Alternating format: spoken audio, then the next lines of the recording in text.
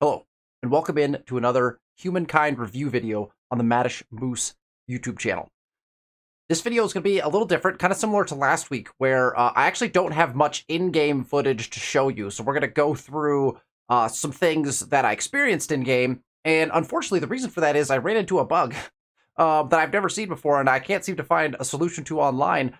We finished a game, our Run DLC game, where I played all of the Cultures of Africa from the Cultures of Africa DLC pack, and when we finished the game, we saved, and now all that happens when I load in is it just plays the end cinematic, brings me to the end statistics, which we will go through those, and then I can't actually press the continue game button. So I can't actually show you what I want to show you in game, but I still want to talk about it because I had a lot of fun playing the Cultures of Africa DLC. I had a lot of fun with these cultures, and so I want to walk through the benefits of these cultures, the unique gameplay that some of them afford you, and how powerful I think each of them is within each of these eras. So, forgive me for the lack of in-game content that I have in this particular YouTube video. I will show you the stats that we had at the end so you can see in-game what that looked like, playing with each of these and doing each of them in each of the different eras. And then what we'll do is we'll open up the encyclopedia and I'll talk through what I experienced in-game and kind of look at exactly how that went for me, kind of through the statistics at the very end. Let's start by talking about the fact that this was a really fun DLC. The cultures are unique, the cultures are fun. They're a little bit repetitive when it comes to just the fact that there's a lot of agrarian cultures that were released, but I think that it made sense for the cultures. And they're staying true to that throughout the game. So kudos to Amplitude for that. But what I want to start with is I'd like to talk about the Great Mosque of Denny. This is the wonder that you could build that was released with this pack.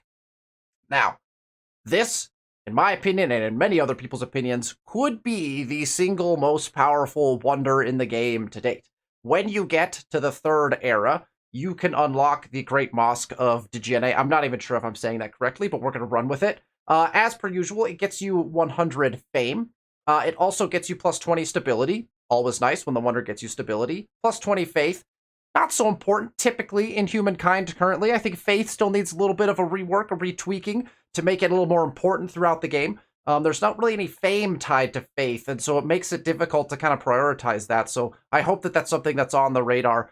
But plus 20 faith will get you some faith in the third era. By the time I hit the third era, if I'm running a faith, I've pretty much already maxed out my tenants, and so I'm not sure how effective this plus 20 faith would be, but it might get you somewhere. But then the big one, fame gain bonus multiplier on Empire, 5%. A 5% fame gain bonus to every piece of fame that you earn after building the Great Mosque. That's a big deal. And remember, with all of these wonders, they also exploit all of the tiles under and around them. So you can find really great places to put these wonders if they're not restricted to different spaces. And you can put them in places that exploit the tiles around them for great gains as well. But the 5% fame gain, that's big. In the third era, if you build this early, so if you unlock it, if you have the influence saved up, to unlock the Great Mosque right as you enter the third era, and then build it, put all your cities on it right away, crank it out really fast before you earn very many stars. You've got the third era, the fourth era, the fifth era, and the sixth era that you can earn 5% more fame on. That's kind of game-changing, and so I think they may need to add in some more wonders as we move along that also offer this particular type of ability. Fame gain bonus multiplier in a game where fame pretty much means everything as far as winning is very powerful. So if you can get the Great Mosque, that is my current suggestion as far as wonders are concerned. Let's move into the different cultures, because this was the fun part, is we played each of the cultures. So the first culture as you move up is the Bantu. Now, the Bantu were really fun to play. This was a very unique culture that they added to the game. They're expansionists, which is already great, especially in that first era. The expansionist trait is good because you're going to be expanding anyway, and so that's going to be helpful for you. You're going to get those stars pretty much regardless. This legacy trait of +2 influence per number of adjacent empires on territory is definitely good. However, it's really only good if you have neighbors, right? So if you notice that you're during the Neolithic era, you're finding that you're with people, then the Bantu become a much more viable play as far as the legacy trait is concerned. Now, could that legacy trait help you later on? Yes, but +2 influence per number of adjacent territories on empires on territory is just not super powerful late in the game. We've talked about it before, but influence has a huge importance in the first few eras, and then as you get into kind of the later eras, it kind of wanes in importance, and you might be producing a lot of it, but there's not going to be a bunch that you can do with it necessarily, except for civics, really. So definitely one of those things where if you have neighbors early, it's going to be good. The Mupai fields, which are just an upgrade to your outposts, it +10 food on adjacent cities for your outposts is big. That allows you to grow very quickly. So when you have a city and you are connected to that outpost, you're going to get +10 food on the city that's adjacent to that. So very nice benefit from your emblematic district. It's probably one of the only outpost upgrade emblematic districts that I actually like the benefits from. And then there's the Bantu Pioneers, and this is what makes the Bantu fun to play. It also is what makes them complicated to play. So we have a 13 attack, 4 movement, 1 range unit. So pretty much your standard scout unit that you move up with, except they continue with the nomad tradition. So they, very similar to your nomadic tribe units, gather food through fighting and ransacking, and they can also continue to gather curiosities that result in food. So your nomadic tribes become these Bantu Pioneers, and what happens is they can continue to grow by collecting curiosities and by doing all the things that your nomadic tribe units could do, so you can continue to grow them. Now, the catch is, you can't, as the Bantu, put an outpost down using influence. You must use your Bantu Pioneers. And so your Pioneers, in a group of 4, you get a group of 4 of them together, and they can create an outpost that starts with 4 population, which is incredibly powerful. That's a big outpost already. Now, you have to be ready to attach those pretty quickly, okay? So anyway, but the balance is very careful. You then need to be, you can actually buy more pioneers using influence out of your outpost, which is what you want to do, because you want to drop their population back down so they can grow back up, and then you want to take another group of 4 that you're maybe gathering from all over the place and bring them to the next territory to make a claim. It's definitely a complicated way to play. If you're new to Humankind, I wouldn't encourage a Bantu playthrough right off the bat. I think I would go somewhere else first and maybe learn something like the Huns, who play kind of similarly, and those types of things. So there are aspects of the game that are like this already, where when you fight with certain units, you can actually gain more units and things like that, and put down outposts. So it wasn't completely unique, but it was a fun way to play.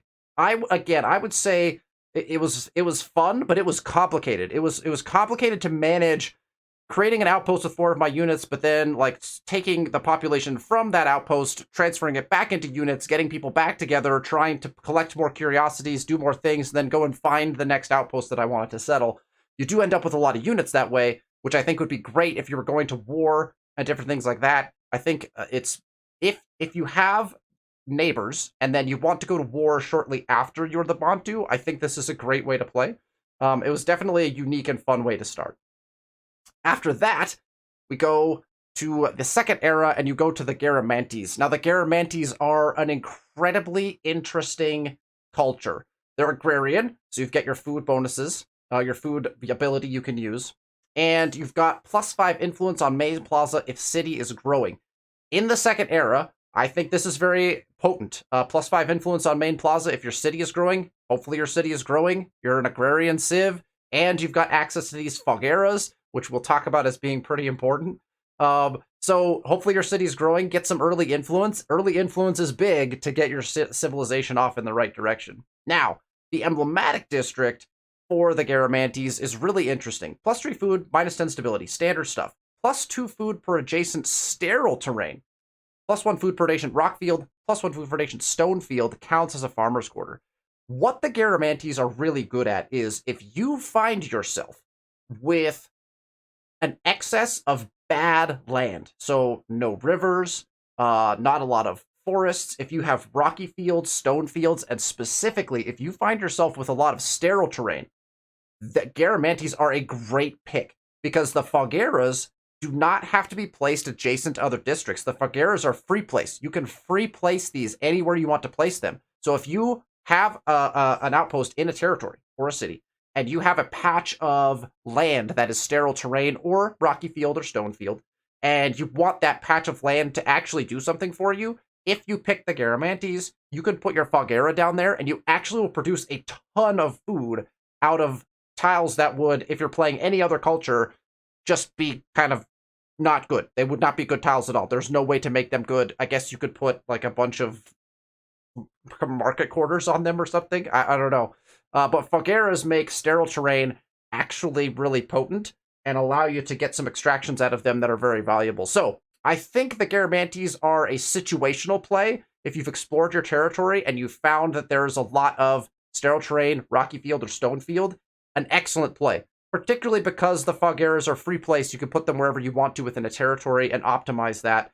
What happened is, because a lot of the new Cultures of Africa cultures on the DLC do have free place emblematic districts, I actually was able to exploit more of my land than I ever have in a game of Humankind. Because when you can free place these, you can free place them, it's going to exploit all the tiles around it, and then you can work around that to optimize your district placement outside of your city to be able to get a lot more exploitation out of your land than you might otherwise would.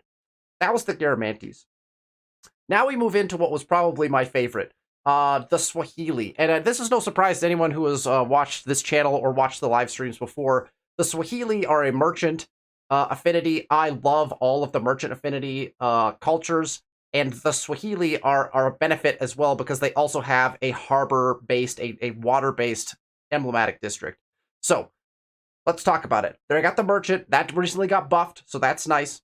Coastal Haven, plus 10 stability on harbor. So now we're not losing stability on harbor. We're actually gaining stability on harbor. And we get plus 10 stability on harbors per adjacent district. So if we build out our harbor and then multiple market quarters around it, we're actually going to end up with a nice buff to our stability, which is very rare. That's a very rare thing to find in districts. So that's a pretty cool piece right there. Now, the Bandari. The Bandari emblematic district is potent. Plus 3 money per number of unique types of resources available. Now, if you play like I do, and you play peacefully most of the time, and you trade like with everyone, you just get access to all of the resources, then this becomes very potent. Especially late in the game, if you have access to just all of the different resources, you're going to make a ton of money on your Bandaris. You're going to lose your stability, but you're actually going to gain that back because probably it's going to be adjacent to a harbor potentially, and so you're actually going to gain back that stability if you place it right.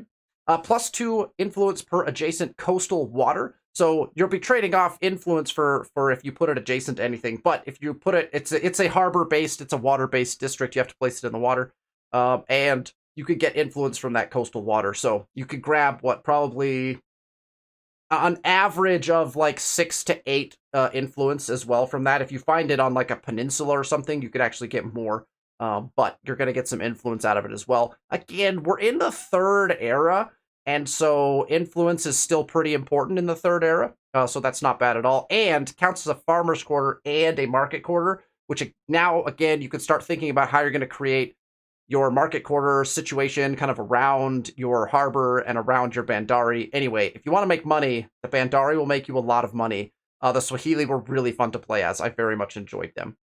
All right, let's talk about the Maasai. The Maasai were also fun to play. Now, the Maasai have, again, a emblematic district that is free place. I cannot emphasize to you how much I enjoy free place emblematic districts.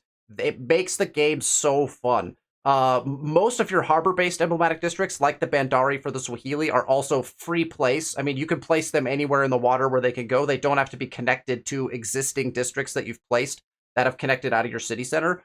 That's what I'm referring to as free place.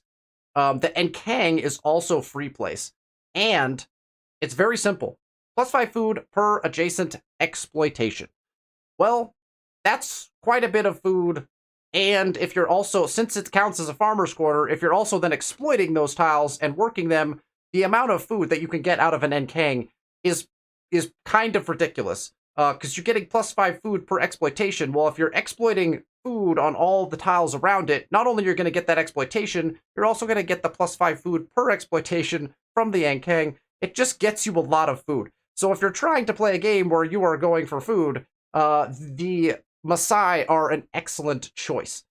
In addition to that, the pastoral prowess, -25 population consumption on all cities, is very powerful at this point in the game. Typically, around Era 4, you start to run into some population problems. You start to run into the fact that your food is maybe not keeping up with the amount of population that you're growing if you've been focusing on food. And especially if you've played someone like the Garamantes or other agrarian-based civs, you might have run into this problem. And so this actually helps a ton, because now the consumption of food that your people are using is lowered by 25%, which allows your food to extend and go quite a bit further. And that takes place over the rest of the game, right? So definitely, if you're going for like a growth, food-focused, oriented, like just this in and of itself, the pastoral prowess, where the 25% reduction in population consumption is a big deal. Definitely a powerful legacy trait for the Maasai. From there, you move into the Ethiopians. This was, just because of how I play the game, my least favorite of the different cultures that were released in the DLC. They're a militarist, and it's just not my style of play, per se. However, we did use the Oromo cavalry to great effect. We went all in, like we played a militarist, and so when we played the Ethiopians, I declared war on several people. We broke a lot of trade agreements. It really hampered my empire a great deal, but we did it because we were playing the Ethiopians, and we wanted to do the Ethiopians justice. So we played militarist. This is not bad if you're building lots of garrisons. +5 science on garrison is actually decent. I tend not to build a ton of garrisons. However, because your Amba is a garrison, or I believe counts as a garrison. I'm not actually sure if it does or not now that I'm thinking about it. I can't remember, and I can't look at it in game because of the bug I ran into. But the Amba, look, the Amba looks cool. You build it on a mountain, and it just looks freaking awesome. And so you get fortifications out of it. You can make use of a mountain tile beyond just the industry that you can get from it, and you get the combat bonus from it as well. So then the stability. So basically it's a modified garrison like the look of the Amba is just ridiculously cool. The Oromo cavalry was also very effective. We were able to do a lot of taking over. You can get the Oromo cavalry in the research tree are quick to get to. Like once you move up, you can get to the Oromo cavalry quickly, and that is a huge benefit for any militarist civ or anyone who wants to go to war. Look where the special unit, look where that emblematic unit is located in the tech tree, because if it's really close after you move up, then that is definitely beneficial to you. Okay, after the Ethiopians, to cap the game off, we played the Nigerians, the final culture from the Cultures of Africa pack. Right back to being agrarian again, and abundant lands. +2 industry per farmers on city, +1 farmer slot per oil on city. So, +1 farmer slot per oil, like there's not a lot of oil. You get a couple farmer slots, that's fine. However, +2 industry per farmers on city, especially after having played all of the Cultures of Africa DLCs, which were primarily food-based cultures, this ended up being enormous for us. In the game we played, like the +2 industry per farmers, I mean, we had a lot of farmers, and so our industry spiked like crazy. And if you know how the game typically plays, industry at the end is really quite potent. And so we were actually able to crank out I believe it was turn 240, and we were kind of messing around at the end, but we cranked out a turn 240 win, and that was through the space race. So we completed the whole space race tree, but we were like one turn building the spaceports and different things like that. So it was definitely, this was a potent legacy trait. We did not build any of the emblematic units, and then the oil refinery is definitely helpful for getting access to oil. I actually had some trouble getting access to some of the later things that I needed, like uranium and different things, later in the game, because I hadn't quite taken over the right pieces of the puzzle. But anytime you can get a little extra oil, it's nice. You also get some production and different things out of this. It's very specific where it can be placed, and because of the +10 pollution, you also want to be careful with the oil refinery. It has to be at a river mouth in the water, so it's very specific. So if you're planning on playing the Nigerians in the final era, it's important to plan that out, because if you have already put down something like a Bandari or a harbor on a river mouth, you're probably going to end up trying to replace that with your oil refinery later in game. So it's just something to be aware of, as the placement for the Nigerians on their emblematic district for that oil refinery. Okay, those are the Cultures of Africa DLCs. Honestly, it was just so fun. Like, it was so fun to play all of them. So what I'd like to do, just to cap off this video, is let's jump into the game, which again, like, if you look, nothing happens when I click here. So I can't show you the game. However, here is our city. Again, we were playing on Metropolis difficulty because we just wanted to ensure that we got all of the different DLCs. So yes, did we win by a garbage load? We had 18,000. Second place was 5,000. Yes, the AI could not keep up when I play on Metropolis. Like, look, I understand we played on an easy game. But I wanted to show you specifically the food. Look at this food. Like, this right here was the war. This is when we declared war, when we were playing as the Ethiopians. And so all of our trade agreements broke right here, right? So then we warred, and then we took over some of the resources that we were trading for, and then we ended our war, and obviously our food skyrocketed from there. So you can kind of see when we put in different emblematic districts, this would have been, I think during, like, what, the Swahili or something like that? No, the Maasai. I think this was the Maasai, right? Where we put in all of our emblematic districts there. Anyway, you can see how the food just went crazy. Our populations in our cities were absolutely enormous. We had over 100 to 130, 140 population in most of our cities. Even our newer cities were just skyrocketing because we were just focusing food so hard. Now, should you focus food that hard? Probably not. It doesn't benefit you a ton beyond what you do. Obviously, our industry kind of followed suit with that. But you can kind of see how we didn't really focus these other things. But what I love about focusing food is all of these other things kind of come along with it. We obviously focus science pretty hard at the end to try to end the game.